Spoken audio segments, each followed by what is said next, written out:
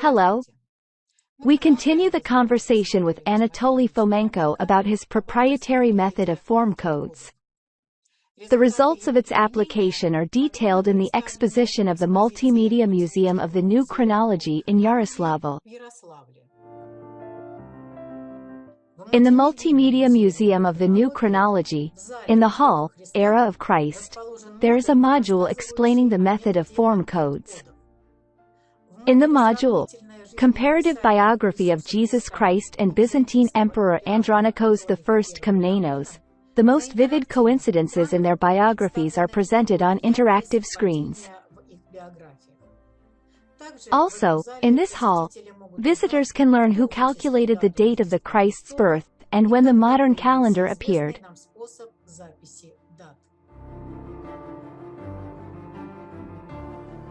Anatoly Timofeyevich, hello. Hello, Svetlana. Very glad to see you and our listeners. Anatoly Timofeyevich, I want to remind our viewers that you and Gleb Nosovsky, applying the method of form codes, discovered 124 reflections of Jesus Christ in historical documents and literary works. In our last podcast, you talked about overlaying the biography of the Byzantine Emperor Andronikos I Komnenos on the biography of Jesus Christ. Today, I ask you to tell us about another key reflection of Christ in the Russian Grand Prince, Andrei Bogolyubsky. Yes, thank you for that suggestion. It is indeed a very important storyline. I want to say that it is connected not so much with the religious history of our civilization but with its foundation, its basics. The point is, the date of Christ's birth lies at the foundation of our chronology. Therefore, what we report about Andronikos Christ, Andrei Bogolyubsky, is information that is important for a deeper and more accurate understanding of our entire history. Let's briefly outline this topic. Grand Prince Andrei Bogolyubsky of the 12th century. As we have found out, this is Jesus Christ during his stay in Vladimir Suzdal, Russia in the 12th century, where he spent a significant part of his life. Prince Andrei Bogolyubsky is a famous figure in Russian history. In particular, he is considered the initiator of a new state order, the first Russian prince who sought to establish absolutism and autarky. This is how our historians of the 19th century described his activities.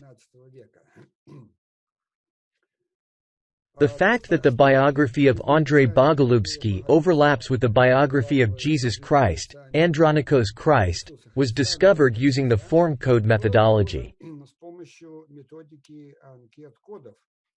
Of course, now we will not list all the points of the form codes in detail but will focus on some vivid events that well explain the discovered overlay.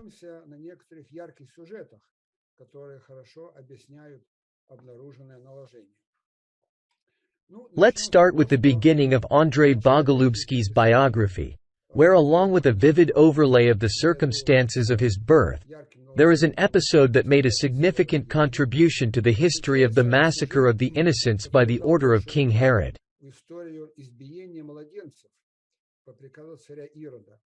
It is described in the Gospels. In Russian history, this event is reflected as the murder of the young princes Boris and Gleb, along with their young courtiers, ordered by Prince Sviatopolk the Accursed.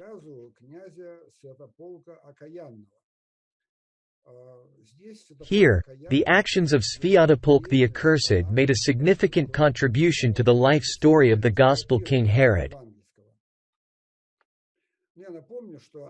I will remind you that according to the Gospels, King Herod ordered his soldiers to kill all the infants 2 years old and under in Bethlehem and within its borders, to eliminate the young Jesus, the King of the Jews, and thereby remove a contender for the throne.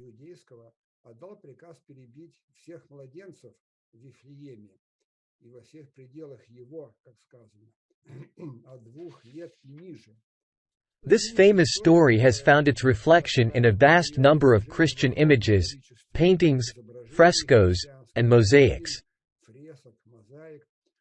Here, for example, is one such representation of the massacre of the innocents in Bethlehem. Here is another one. They are presented in numerous museums and churches in Western Europe, as well as in our icons. Here is another image of the massacre of the innocents. What was, at least partially, the original source of this story? It is the story of Boris and Gleb, two young princes and their courtiers who were killed alongside them by the order of Sviatopolk the Accursed. Sviatopolk is aptly named, the Accursed. He is the King Herod in the context of Russian chronicles. I will remind you that Prince Vladimir the Great passes away, and Sviatopolk the Accursed ascends to power, taking his throne. However, the people and soldiers loved the young princes Boris and Gleb dearly. They were the darlings of the people. Apparently, they were considered natural contenders for the throne. Gleb was younger than Boris, and they were very young. According to the chronicle, they were just out of tender age. Sviatopolk decided to eliminate Boris and Gleb, along with their associates, to rid himself of contenders for the throne. He secretly summoned his advisors and military commanders and ordered them to kill the young princes. The assassins went and found Boris and Gleb. First, they killed Boris. The brutal killing of Boris and Gleb by the soldiers is quite vividly described. Here is an icon depicting our famous saints, Boris and Gleb. After Boris's murder, as the chronicle states, soldiers of Sviatopolk the Accursed killed many other youths who were with him. Then they went and found Gleb.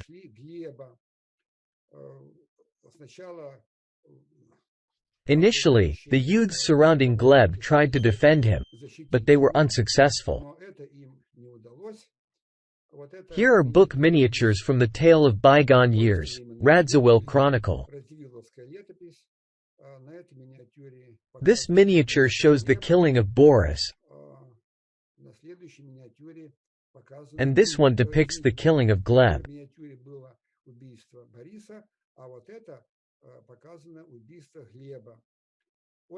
Gleb's young associates tried to wield weapons, but several of them were immediately killed. The assassins seized Gleb and slaughtered him. It was a very brutal murder. The miniature shows how the assassins killed the young Prince Gleb. His body was taken out of the boat and left in a remote woodland. This atrocious murder is reflected in many chronicles and tales of Russian history. It was explicitly stated that Sviatopolk massacred the brothers, massacred the youths, the innocents.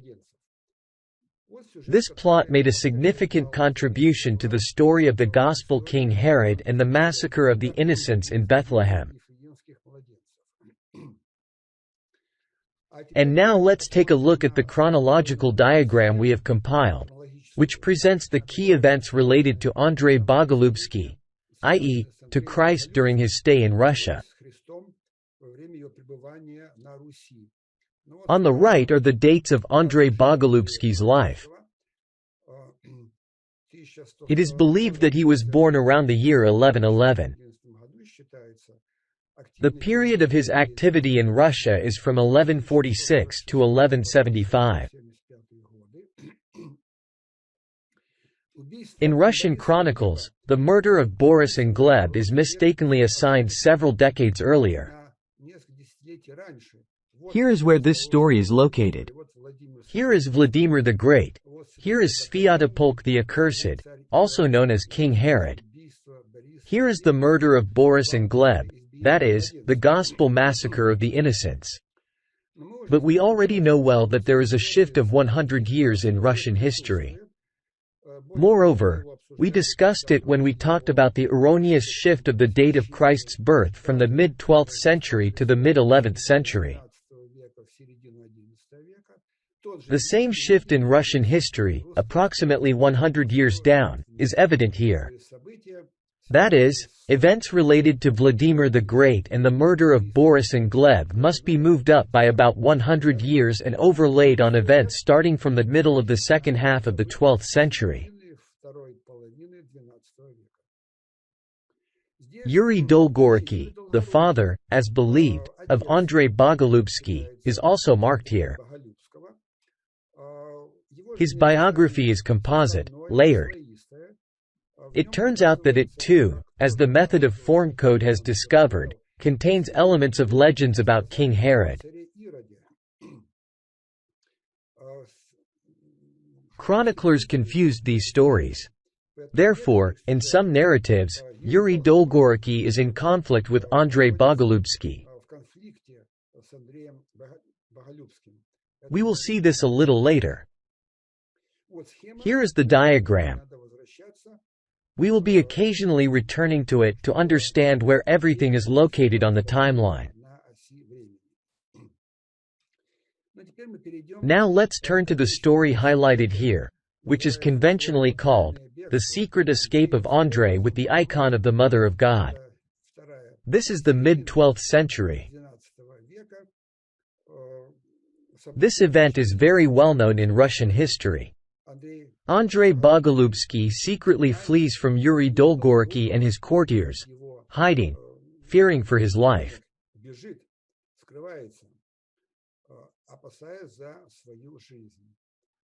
As is believed today, it was the secret escape of Andrei Boголюбский with the icon of the Mother of God from Yuri Dolgoruki. As we discovered using the method of form codes, it was the secret escape of Jesus with the Virgin Mary from the evil King Herod. Our chronicles speak about this fairly openly, though not very detailed.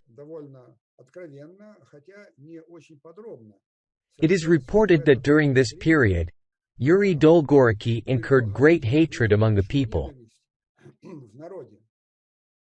He was very unpopular, and many wanted to see Andrei Boголюбский as the Grand Prince.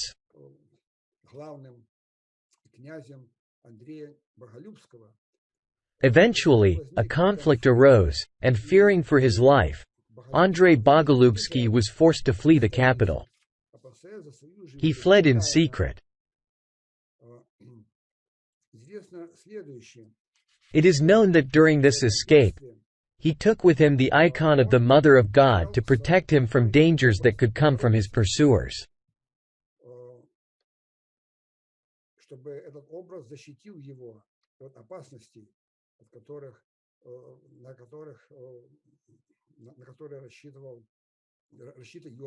As the chronicle states, he fled secretly from Yuri Dolgoruki, without asking for his permission. He fled to the Suzdal land, to Vladimir. He secretly arrived there when he disappeared from Vyshgorod.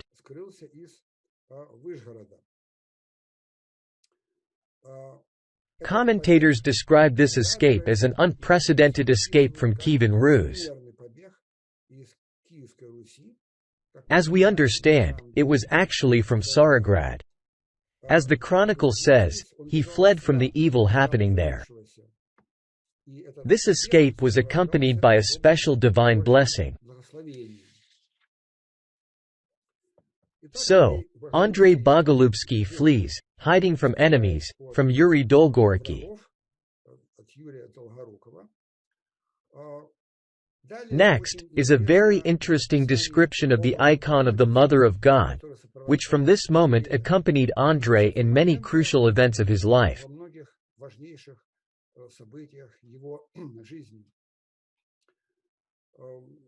The arrival of the icon of the Mother of God to Russia is, as we discovered, a reflection of a real event. The arrival of Mary, the mother of Jesus Andrei Boголюбский, to Russia.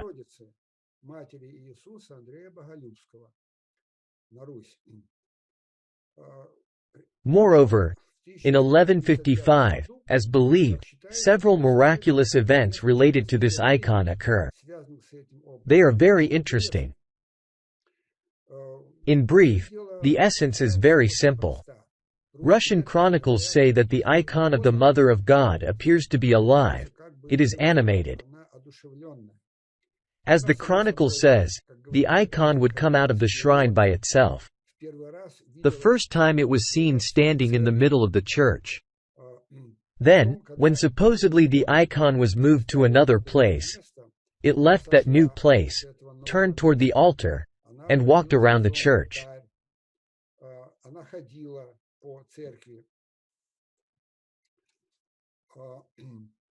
Today, all this is presented as some miraculous events associated with the icon.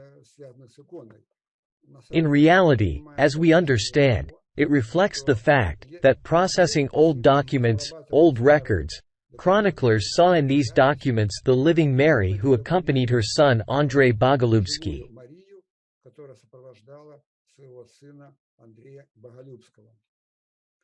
The chronicle reports on the second miracle. The Mother of God appeared to Andrei with a manuscript scroll in her hands and instructed him not to proceed further, so they stopped in Vladimir. Again, the chronicle says that, supposedly, the icon guided Andrei to make this decision. As we understand, this refers to the action that the Mother of God took, who accompanied Andrei in his escape. According to the chronicles, this icon became a guide and protector for Andrei in all his endeavors.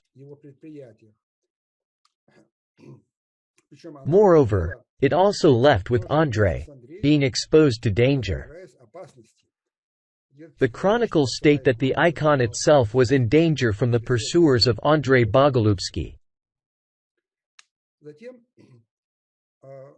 Then the miraculous events associated with the icon are repeated in 1169.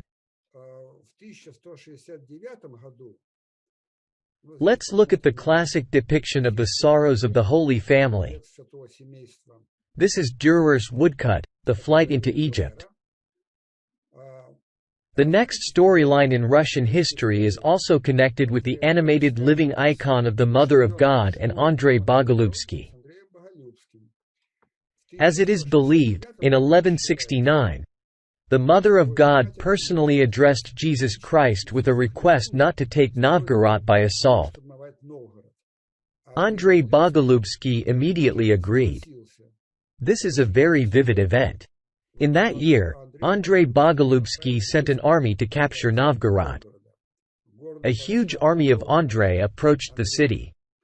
The city prepared for defense, closed the gates, and defenders climbed the walls. But Andrei's approaching army was so large, so powerful, that the city defenders were frightened. They did not expect salvation.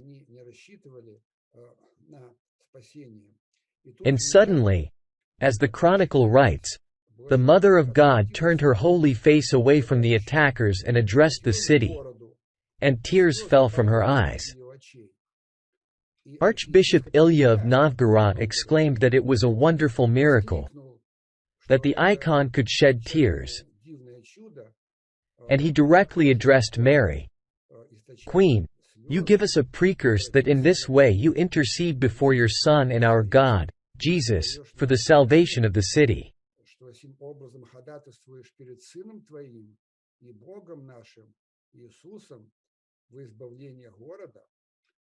This plea to Mary saved the city.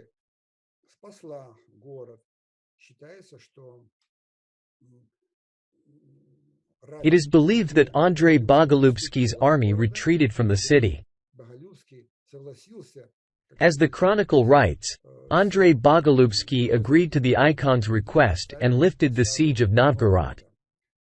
This event is considered a miraculous intercession of the Mother of God for Novgorod. By the way, our famous holiday, the Feast of the Holy Icons of Our Lady of the Sign, is celebrated on November 27 in honor of this event. This is a vivid event in which, although the chronicles speak of the icon, the genuine event of the mid-12th century is noticeable: the involvement of Mary, the Mother of God, and Andrei Bogolubsky Christ in the events in Russia, the Siege of Novgorod. Mary asked her son to lift the siege, and this request was granted.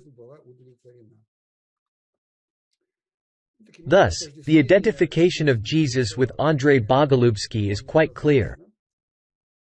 It's no wonder the chronicles note that Andrei took the defeat of his army calmly. This is understandable because he fulfilled the request of his mother, the Virgin Mary. Here is another icon depicting this famous event: the installation of the icon of Our Lady of the Sign on the walls of Novgorod, and Andrei's army retreating from the city.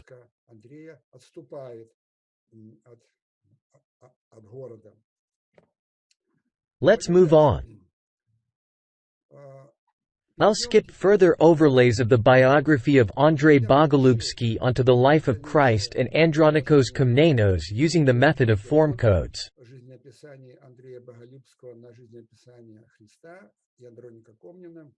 Let's proceed to the concluding scene, namely the martyrdom of Andrei Bogolubsky. As with Andronikos Komnenos and the Gospel description, dissatisfaction among the nobility against Andrei Bogolubsky flares up in the capital.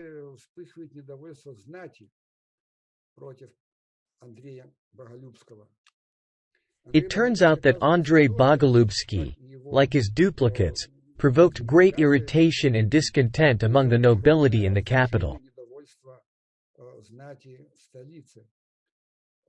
Andrei forced the nobility to react in this way through what is considered a new and unusual policy in Russia.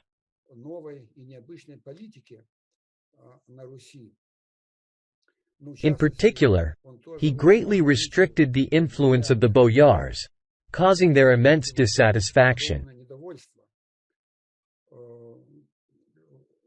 As a result, a fierce unrest began throughout the Suzdal region, as the chronicle writes. But Andrei quickly quelled it. To stop the unrest, he took decisive, harsh measures. He imprisoned some disgruntled boyars, expelled others from the region, not just from the capital. Moreover, he even caused a rift in the royal family. He did not hesitate to exile his own brothers Mstislav and Vasilko, along with their nephews.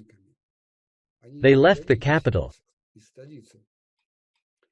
Thus, a layer of the nobility formed, which was very upset by Andrei Bogolubsky's actions. A conspiracy arose.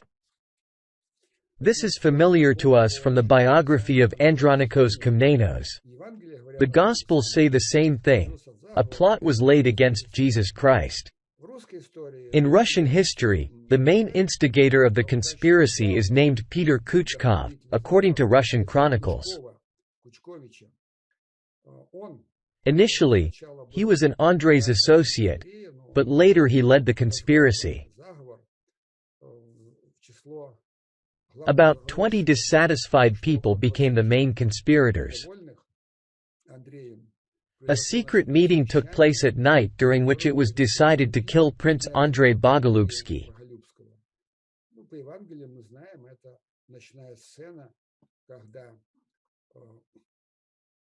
According to the Gospels, we know that this is a nighttime scene when Judas leads Roman soldiers into the Garden of Gethsemane, points out Jesus to the soldiers, and Jesus is arrested. Some apostles of Jesus try to prevent the arrest. Apostle Peter, with a sword blow, cuts off the ear of one of the attackers.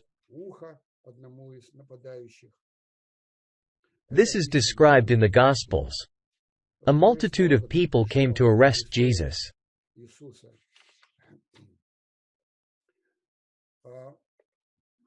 Andrei Bogolubsky is in his palace at night, in his bedroom.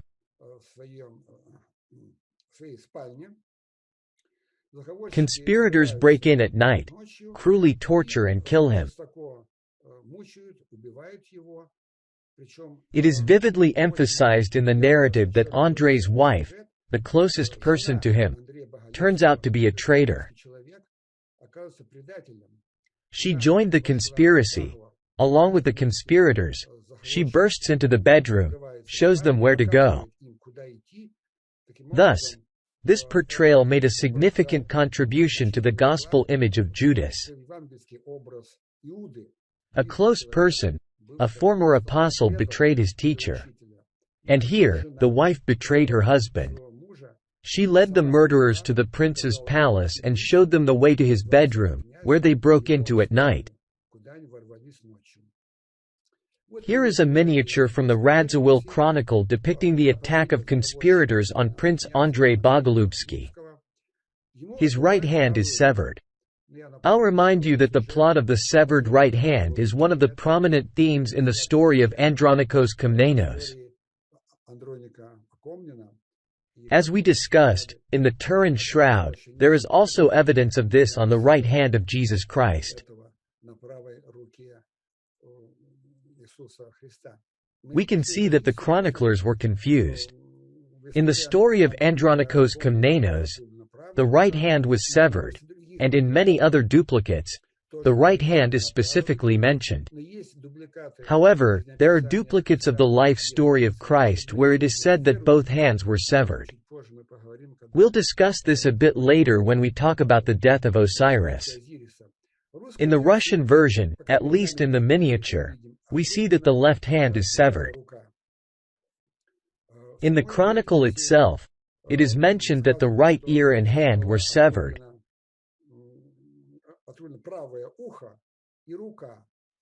But it is not specified which hand was severed. Moving on.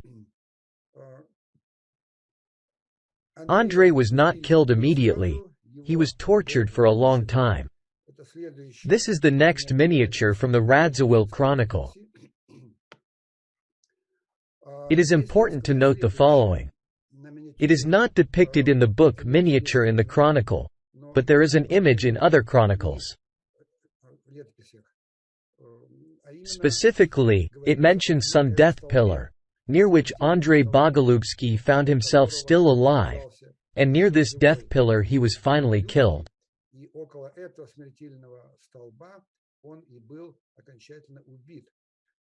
Of course, this event contributed to the crucifixion of Andronikos Christ on the cross.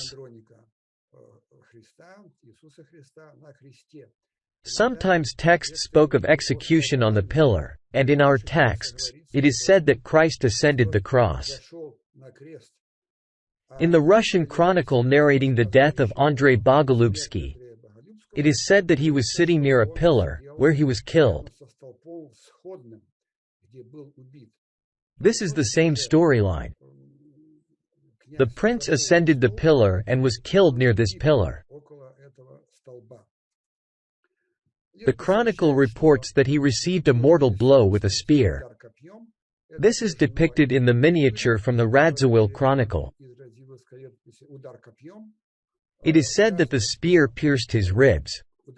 This is exactly what is mentioned in the Gospels and in the story of the torture and crucifixion of Andronikos Christ.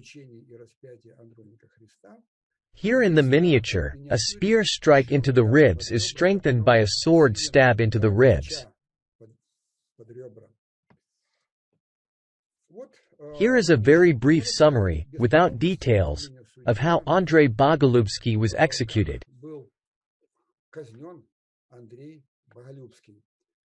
I repeat that with a more detailed presentation of this story, the overlap with the biography of Andronikos Komnenos and the Gospel description of the crucifixion of Christ becomes particularly vivid. What happened next?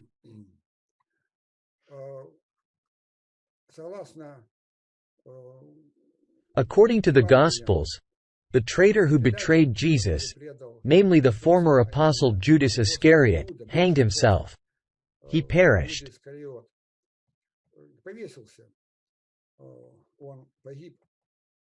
In Russian history, there is a vivid account of the punishment and execution of all those involved in the murder of Prince Andrei Boголюбский.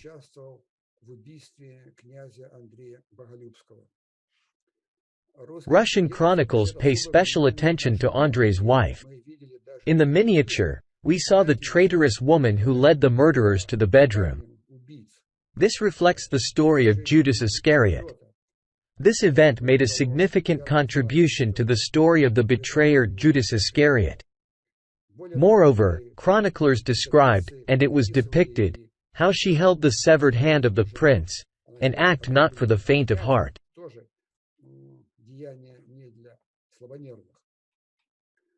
What was the further fate of the treacherous wife and all the murderers?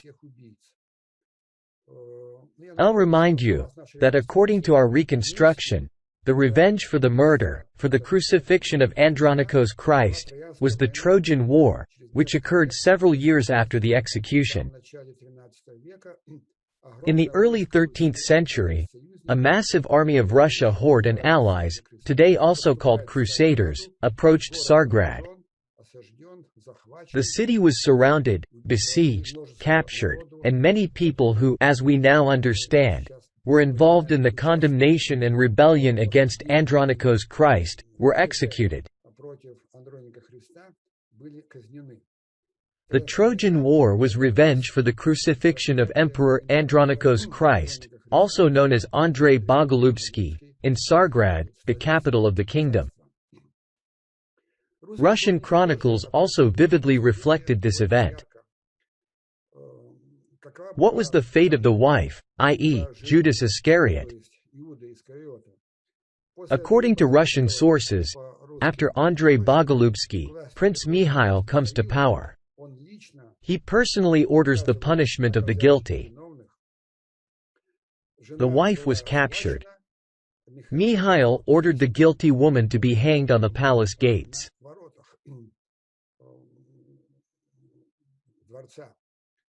I'll remind you that Judas Iscariot hanged himself.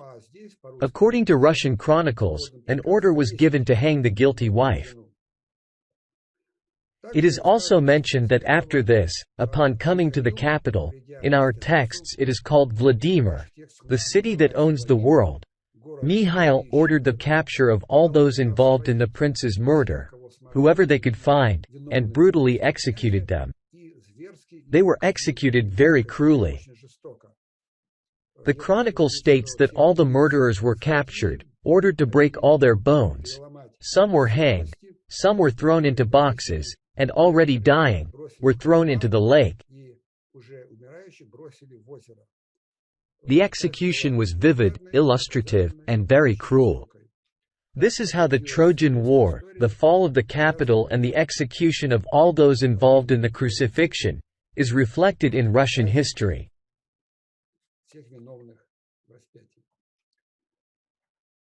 This is a very short story about Andrei Boголюбский. Anatoly Timofeyevich, thank you very much. Thank you, Svetlana, for organizing this podcast. Thanks to all the listeners. I wish everyone good health and success. Goodbye. Our next broadcast will be exactly a week from now. We look forward to seeing you on our channel and at the Multimedia Museum of the New Chronology at 45 Volskaya Embankment, Yaroslavl. See you soon.